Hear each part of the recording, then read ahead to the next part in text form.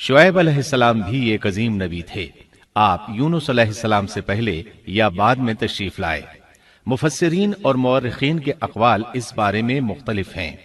आप अरबियुन नस्ल हैं और मदियन बिन मदियान बिन इब्राहीम अलैहिस्सलाम की तरफ मंसूब हैं। आप जिस शहर में मबूस हुए उसका नाम मदियन था, या फिर ये उस कबीले का नाम था जो उस बस्ती में आबाद था। मदियन का ये शहर मशहूर शहर माआन के करीब ही था। आजकल ये उर्दन में है। माआन कौम लूत के बुहैरा के करीब था। बुहैरा की हकीकत ये है कि जब अल्लाह ताला ने जिब्रील अलैहिस्सलाम को हुक्म दिया कि लूत अलैहिस्सलाम की कौम पर तबाही नाजिल करें, इस बस्ती को ऊपर उठाकर औंधा गिरा दें, उन्होंने इस बस्ती को तहोबाला कर दिया, तहस नहस कर दिया, तो इस बस्ती को बुहैरा कहा जाने लगा, यानी लूत अलैहिस्सलाम की बस्ती के खंडरात। ये बुहैरा बाहर मुर्दार के करीब ही वाक़ है। सैयदना शुएब अलैहिस्सलाम की कौम एक काफिर और ताजिर कौम थी। बुतों की पूजा करती थी और डाके डालती थी। ये लोग तिजारती रास्तों पर खड़े हो जाते, तिजारती काफिलों को इस तरह लूटते थे कि हर काफिले से जबरन 10वां हिस्सा वसूल कर लेते थे। खुद भी मिलावट, हेरा फेरी और धोखाबाजी के माहिर थे। मिलावट तो गोया उनकी घुट्टी में पड़ी थी। तमाम अंबियाए किराम अलैहिमुस्सलाम की जिम्मेदारी होती है कि लोगों को खालिस अल्लाह की इबादत की तरफ बुलाएं, दुरुस्त आमाल और सही अकायद की तरफ उनकी रहनुमाई करें। इसके साथ ये भी उनकी जिम्मेदारी होती है कि अहम मुआशरती, इक्तिसादी और सियासी उमूर की भी रहनुमाई करें। हकीकत यह है कि तमाम अंबियाए किराम का तरीका यही था कि जहां कहीं कौम में कोई टेढ़ापन देखते उसकी इस्लाह फरमाने की कोशिश करते। इबादत और अकीदे की इस्लाह करने के साथ साथ दूसरी खराबियों का भी सामना करते जो उस कौम में पाई जाती थी। आहले मदियन में मिलावट का रुझान सबसे बढ़कर था। माप तोल में कमी करते थे। इसके साथ इस कौम में दरख्तों की इबादत करने का रुझान भी पाया जाता था। वो दरख्तों के पुजारी थे। इसीलिए अल्लाह ताला ने सूरतुल हिज्र आयत 78 में फरमाया है, और बेशक ऐका वाले भी बड़े जालिम थे। इसी तरह सूरत शुआरा आयत 176 में बारी ताला फरमाते हैं, ऐका वालों ने भी रसूलों को झुटलाया। इस कौम ने तो सिर्फ शुएब अलैहिस्सलाम की तकज़ीब की थी, फिर अल्लाह ताला ने रसूलों की तकज़ीब क्यों फरमाया? इसका जवाब यह है कि एक रसूल और नबी की तकज़ीब तमाम अंबियाए किराम की तकज़ीब है, क्योंकि सब अंबियाए किराम की दावत एक है। सब के सब एक ही दावत देते रहे हैं, सबका एक ही ऐलान था, तुम अल्लाह की इबादत करो और उसी से डरो और मेरा कहना मानो। ये थी तमाम अंबियाए किराम की दावत।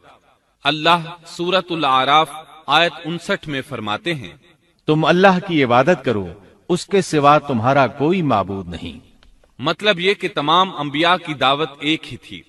अब जो आदमी सिर्फ एक नबी को झुटलाता है, उसकी तालीमात से कुफ्र करता है, तो गोया वो सबको झुटलाता है, सभी की तालीमात से इनकार करता है।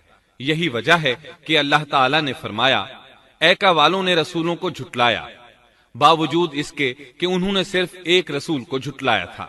शुएब अलैहिस्सलाम ने कौम को दावत देनी शुरू की। अल्लाह ताला सूरह आराफ आयत 85 में फरमाते हैं, और हमने मदियन की तरफ उनके भाई शुएब को भेजा। उन्होंने फरमाया, ऐ मेरी कौम, तुम अल्लाह की इबादत करो, उसके सिवा तुम्हारा कोई माबूद नहीं। तुम्हारे पास तुम्हारे परवरदिगार की तरफ से वाज़ेह दलील आ चुकी है। सब के सब अंबियाए किराम मोजज़ात के साथ तशरीफ लाए हैं। अगर मोजज़ात न होते तो लोगों को कैसे पहचान होती कि वो हक पर हैं? मोजज़ात न होते तो हम एक सच्चे नबी और नबुव्वत के झूठे मुद्दई के दरमियान फर्क कैसे कर सकते थे? नबी बरहक तो मोजज़ात लेकर आता है। दुनिया में कोई नबी ऐसा नहीं आया जो मोजज़ात लेकर न आया हो। मोजज़े की तारीफ में उलमा लिखते हैं, मोजज़ा उस खिलाफ आदत अम्र को कहते हैं जो इंसानों की ताकत से बाला हो और उसमें किसी आदमी का अमल दखल न हो, यानी जिसको पेश करने से इंसान आजिज हो। आजिज करने वाली वही चीज होती है जो जमीनी कवानीन और जवाबित के खिलाफ हो। मसलन मुर्दों का जिंदा करना, पहाड़ों को चीर कर ऊंटनी का निकल आना, लाठी का सांप बन जाना, चांद का 2 टुकड़े होना और दीगर मौजज़ात। मुख्तसर ये कि जो नबी दुनिया में तशरीफ लाए कोई न कोई मौजज़ा जरूर साथ लाए ताकि लोग उनकी सच्चाई पर ईमान ले आए। اگر کوئی شخص نبوت کا دعویٰ کرے اور ہاتھ کی صفائی سے کوئی شعبدہ دکھائے تو وہ معجزہ نہیں ہے۔ معجزہ ہونے کے لیے چند شرائط ہیں۔ نمبر 1، وہ کام خلاف عادت ہو، قوانین فطرت کو توڑنے والا ہو۔ نمبر 2، اس کام کو اللہ کسی نبی یا رسول کے ہاتھوں پر ظاہر کرے۔ نمبر 3، عورتوں سے ظاہر نہ ہو، اس لیے کہ انبیاء سب کے سب مرد تھے۔ اللہ تعالیٰ سورہ یوسف آیت 109 میں فرماتے ہیں، آپ سے پہلے ہم نے جتنے رسول بھیجے سب مرد ہی تھے۔ نمبر 4، اس معجزے سے وہ دوسروں کو چیلنج بھی کرے کہ مخالفین میں سے کوئی ایسا کر کے دکھائے، چاہے سب مل کر دکھائیں، مطلب یہ کہ وہ معجزہ سب کے لیے چیلنج ہو۔ شعیب علیہ السلام نے بھی اپنے معجزے کے ذریعے اپنی قوم کو چیلنج کیا۔ اللہ تعالیٰ ان کی زبان سے سورہ آراف آیت 85 میں فرماتے ہیں، تمہارے پاس تمہارے رب کی طرف سے واضح دلیل آ چکی ہے۔ شعیب علیہ السلام ایسے واضح اور روشن امور ان کے سامنے پیش کرتے ہیں کہ جن پر عمل پیرا ہو کر وہ دنیا و آخرت میں فلاح پا سکتے تھے۔ سورۃ الاعراف آیت 85 میں ہے، بس تم ناپ تول پورا پورا کیا کرو اور لوگوں کو ان کی چیزیں کم کر کے مت دو، اور روئے زمین میں اس کے بعد کہ اس کی درستی کر دی گئی فساد مت پھیلاؤ، یہ تمہارے لیے فائدہ مند ہے اگر تم تصدیق کرو۔ اللہ تعالیٰ سورۃ الاعراف آیت 86 میں فرماتے ہیں، اور تم سڑکوں پر اس غرض سے مت بیٹھا کرو کہ اللہ پر ایمان لانے والوں کو دھمکیاں دو۔ مطلب یہ کہ تمام تجارتی راستوں میں کٹوتیاں کرنے کے لیے نہ بیٹھا کرو، اگر وہ تمہیں رقوم ادا نہیں کرتے تو تم انہیں دھمکیاں دیتے ہو، جیسا کہ سورۃ الاعراف آیت 86 میں ہے۔ اور تم سڑکوں پر اس غرض سے نہ بیٹھو کہ اللہ پر ایمان لانے والوں کو دھمکیاں دو اور اللہ کی راہ سے روکو اور اس میں کجی تلاش کرنے میں لگے رہو۔ اللہ تعالیٰ سورۃ الاعراف آیت 86 میں فرماتے ہیں، اور اس حالت کو یاد کرو جبکہ تم کم تھے، پھر اللہ نے تمہیں زیادہ کر دیا۔ ان کی تعداد بالکل تھوڑی سی تھی، اللہ نے بڑی تیزی سے ان کی تعداد میں اضافہ کر دیا، لیکن جب انہوں نے شعیب علیہ السلام کی بات کو نہ مانا تو ان کا انجام کیا ہوا؟ اللہ تعالیٰ سورۃ الاعراف آیت 86 میں فرماتے ہیں، اور دیکھو کیسا انجام ہوا فساد کرنے والوں کا۔ لوط علیہ السلام کی قوم چونکہ ان کے قریب ہی تھی، اس لیے ان کے انجام سے ڈرایا جا رہا ہے۔ قوم لوط کا واقعہ ان کے ہاں مشہور تھا۔ شعیب علیہ السلام کی دعوت کا تذکرہ سورہ ہود آیت 88 میں ہے کہ شعیب علیہ السلام نے اپنی قوم کو مخاطب کر کے فرمایا، میرا ارادہ تو اپنی طاقت بھر اصلاح کرنے ہی کا ہے۔ دائی حضرات پر صرف اپنی بساط کے مطابق پیغام پہنچا دینا ہوتا ہے۔ لوگوں کو ایمان لانے پر مجبور کرنا انبیاء اور دائی حضرات کے مشن میں شامل نہیں ہے۔ اللہ تعالیٰ سورۃ الغاشیہ آیت 22 میں فرماتے ہیں، آپ ان پر محاسب نہیں ہیں۔ مطلب یہ کہ آپ انہیں ایمان لانے اور راہ راست پر چلانے کے لیے مجبور نہیں کر سکتے۔ آپ کے ذمے یہی امر ہے کہ آپ ان کی اصلاح کرنے کی کوشش کریں۔ سورہ ہود آیت 88 میں ہے، میرا ارادہ تو اپنی طاقت بھر اصلاح کرنے کا ہی ہے، میری توفیق اللہ ہی کی مدد سے ہے، اسی پر میرا بھروسہ ہے اور اسی کی طرف میں رجوع کرتا ہوں۔ جب شعیب علیہ السلام نے انہیں ان باتوں کی طرف دعوت دی تو انہوں نے کفر کیا، آپ کو جھٹلایا، بلکہ یوں کہنے لگے، انہوں نے جواب دیا کہ اے شعیب، کیا تیری نماز تجھے یہی حکم دیتی ہے کہ ہم اپنے باپ دادوں کے معبودوں کو چھوڑ دیں اور ہم اپنے مالوں میں جو کچھ چاہیں اس کا کرنا بھی چھوڑ دیں؟ آج بھی بعض لوگوں کا یہی حال ہے، وہ سمجھتے ہیں دین کا مطلب ہے مسجدوں کی حد تک عبادت کر لو، سیاسی اور معاشرتی زندگی میں دین کی کوئی ضرورت نہیں سمجھتے، ان معاملات کو دین سے الگ چیز تصور کرتے ہیں، کہتے ہیں بس جی یہ تو دنیا کے مشاغل ہیں۔ یہی حال تھا شعیب علیہ السلام کی قوم کا۔ سورہ ہود آیت 87 کے آخر میں ہے، تو بڑا ہی باوقار اور نیک چلن آدمی ہے۔ مطلب یہ کہ انہوں نے مذاق کے انداز میں ان سے کہا، تو بڑا عقل مند ہے، کیوں ناراض ہوتا ہے؟ سیدنا ابن عباس رضی اللہ عنہما سے روایت ہے کہ وہ یہ بات ان سے مذاق کے انداز میں کہتے تھے، ان کی تعریف نہیں کرتے تھے۔ پھر شعیب علیہ السلام نے ان الفاظ میں سمجھایا، اور اے میری قوم، میرے خلاف ضد تمہارے لیے اس بات کا باعث نہ ہو جائے کہ تمہیں بھی ویسا ہی معاملہ پیش آ جائے جیسا قوم نوح یا قوم ہود یا قوم صالح کو پیش آ چکا ہے، اور قوم لوط تو تم سے کچھ دور نہیں۔ مطلب یہ تھا کہ قوم لوط تو تمہارے بالکل نزدیک تھی، ان پر آنے والے عذاب سے تو تم خود اچھی طرح خبردار ہو، جانتے ہو ان کے ساتھ کیا سلوک ہو چکا ہے۔ پھر آپ نے فرمایا، تم اپنے رب سے استغفار کرو اور اس کی طرف توجہ کرو، یقین مانو کہ میرا رب بڑی مہربانی والا اور بہت محبت کرنے والا ہے۔ جب وہ اپنی ضد پر اڑے رہے تو شعیب علیہ السلام نے یوں فرمایا، تو ذرا ٹھہر جاؤ یہاں تک کہ ہمارے درمیان اللہ فیصلہ کیے دیتا ہے، اور وہ سب فیصلہ کرنے والوں سے بہتر ہے۔ پہلے تو عام وعظ و نصیحت فرمائی، جب قوم نہ سمجھی تو انہیں سابقہ ہلاک شدہ قوموں کی مثالیں دی، ڈرایا کہ کہیں تمہیں بھی ایسے ہی عذابوں سے دوچار نہ ہونا پڑے، لیکن انہوں نے کسی بات کا اثر نہ لیا، الٹا یوں کہنے لگے، تو ان میں سے ہے جن پر جادو کر دیا جاتا ہے، اور تو ہم ہی جیسا ایک انسان ہے، اور ہم تو تجھے جھوٹ بولنے والوں میں سے ہی خیال کرتے ہیں۔ اگر تو سچے لوگوں میں سے ہے تو ہم پر آسمان کا کوئی ٹکڑا گرا دے۔ مطلب یہ کہ آخرکار یہ لوگ پہلے لوگوں یعنی عاد اور سمود کے نقش قدم پر چلنے لگے، ان کے انبیاء انہیں حق کی طرف بلاتے رہے، وہ انکار کرتے رہے، آخر ان پر اللہ کے عذاب اترے۔ ایسے ہی یہ لوگ بھی شعیب علیہ السلام کو دھمکیاں دینے لگے، ان کے مقابلے پر اتر آئے۔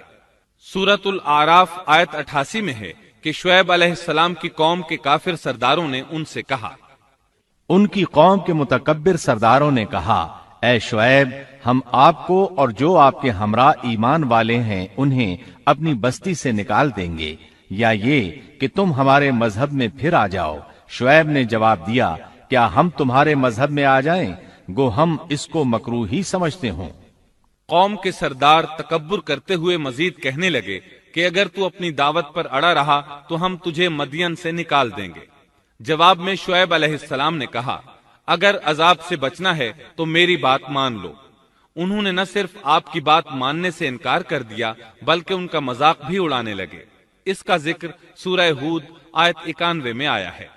انہوں نے کہا، اے شعیب، تیری اکثر باتیں تو ہماری سمجھ ہی میں نہیں آتی۔ شعیب علیہ السلام نے انہیں پھر سمجھایا تو وہ بولے، اے شعیب، تیری اکثر باتیں تو ہماری سمجھ ہی میں نہیں آتی، اور ہم تو تجھے اپنے اندر بہت کمزور پاتے ہیں۔ اگر تیرے قبیلے کا خیال نہ ہوتا تو ہم تجھے سنسار کر دیتے، اور ہم پر تمہارا دباؤ تو ہے ہی نہیں۔ اس پر آپ نے فرمایا، اے میری قوم کے لوگوں، کیا تمہارے نزدیک میرے قبیلے کے لوگ اللہ سے بھی زیادہ عزت والے ہیں؟ مطلب یہ کہ تم میری قوم قبیلے سے تو ڈرتے ہو لیکن اللہ تعالیٰ کا تمہیں کچھ بھی ڈر نہیں۔ اس موقع پر انہوں نے اپنی قوم کو یوں خبردار کیا، اے میری قوم، اب تم اپنی جگہ عمل کیے جاؤ، میں بھی عمل کر رہا ہوں۔ بہت جلد تمہیں معلوم ہو جائے گا کہ کس کے پاس وہ عذاب آتا ہے جو اسے رسوا کر دے، اور کون ہے جو جھوٹا ہے۔ تم بھی انتظار کرو، میں بھی تمہارے ساتھ انتظار کرتا ہوں۔ پھر آپ نے دعا فرمائی، اے اللہ، میرے اور میری قوم کے درمیان فیصلہ کر دے۔ ادھر قوم کے لوگ انہیں بستی سے نکالنے اور سنسار کرنے کی دھمکیاں دینے لگے۔ آپ کی دعا کے الفاظ سورہ اعراف آیت 89 میں آئے ہیں، اے ہمارے پروردگار، ہمارے اور ہماری قوم کے درمیان حق کے موافق فیصلہ کر دے، اور تو سب سے اچھا فیصلہ کرنے والا ہے۔ آخرکار فیصلے کی گھڑی آ پہنچی۔ اللہ تعالیٰ نے سیدنا شعیب علیہ السلام اور ان پر ایمان لانے والوں کو نجات عطا فرمائی، اور ان کی قوم پر عجیب و غریب عذاب نازل ہونا شروع ہوا، اور عذاب صرف ایک ہی قسم کا نہیں تھا، کئی نوعیتوں اور شکلوں میں آیا۔ اللہ سبحانہ و تعالی ہمیں اپنی قدرت کی نشانیاں دکھاتے ہیں کہ قوم عاد کس طرح تند و تیز ہواؤں سے تباہ کی گئی، جبکہ شعیب علیہ السلام کی قوم کو اس کے بالکل برعکس عذاب دیا گیا۔ اللہ تعالیٰ نے ہوا کو روک لیا، حالت ایسی ہو گئی کہ ہوا بالکل نہ چلی، گرمی اور حرارت تیز ہو گئی۔ پھر اللہ تعالیٰ نے بستی سے باہر ایک بادل بھیجا، اس کے نیچے سایہ تھا، بچے، بوڑھے، جوان اور عورتیں سبھی اس سائے میں جگہ پانے کے لیے بھاگے تاکہ گرمی سے بچ سکیں۔ آخر بادل کے نیچے پہنچ کر بیٹھ گئے۔ جو ہی سب وہاں پہنچ کر بیٹھے، ان کے نیچے کی زمین ہلنے لگی، ہچکولے کھانے لگی، یہاں تک کہ زلزلہ شروع ہو گیا۔ سب گھٹنوں کے بل گرتے چلے گئے۔ اسی وقت جبریل علیہ السلام تشریف لائے اور ایسی زوردار چیخ ماری کہ اس چیخ کی شدت کی تاب نہ لاتے ہوئے سب کے سب وہیں ڈھیر ہو گئے۔ اللہ تعالی سورۃ الشعراء آیت 189 میں فرماتے ہیں، پس انہیں سائبان والے دن کے عذاب نے پکڑ لیا۔ جب انہوں نے سائے اور ہوا کو گم پایا تو بادل کو دیکھتے ہی اس کے سائے کی طرف لپکے، لیکن اس میں تو عذاب تھا اور انہوں نے یہی تو کہا تھا، اگر تم سچے لوگوں میں سے ہو تو ہم پر آسمان کا کوئی ٹکڑا گرا دو۔ پس اللہ تعالی نے آسمان سے ایسا ہی عذاب بھیج دیا۔ اللہ سورہ اعراف آیت 91 میں فرماتے ہیں، پس انہیں زلزلے نے آ پکڑا، سو وہ اوندھے کے اوندھے پڑے رہ گئے۔ اللہ تعالی مزید فرماتے ہیں، سورہ ہود آیت 94 تا 95 میں ہے، جب ہمارا عذاب آ پہنچا، ہم نے شعیب کو اور ان کے ساتھ تمام مسلمانوں کو اپنی خاص رحمت سے نجات بخشی، اور ظالموں کو سخت چنگھاڑ نے آ پکڑا، جس سے وہ اپنے گھروں میں اوندھے پڑے رہ گئے، گویا کہ وہ ان گھروں میں کبھی بسے ہی نہ تھے۔ آگاہ رہو، مدین والوں کے لیے بھی ویسی ہی پھٹکار ہے جیسی پھٹکار سمود پر پڑی۔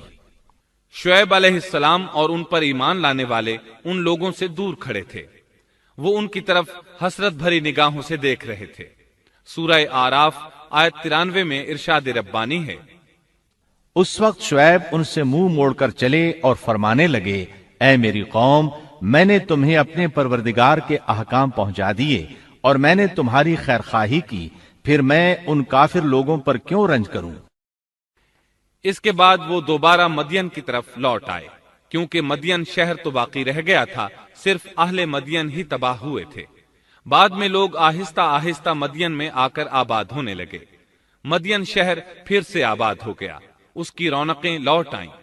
اب مدین کے اکثر باشندے مسلمان تھے، وہ مسلمان جو شعیب علیہ السلام کے ساتھ تھے۔ وہ اور دوسرے علاقوں سے آنے والے کفار اب اس شہر کے باشندے تھے، اور یہی وہ مدین شہر تھا جس میں سیدنا موسیٰ علیہ السلام تشریف لائے تھے۔ شعیب علیہ السلام کا قصہ اپنے اختتام کو پہنچا۔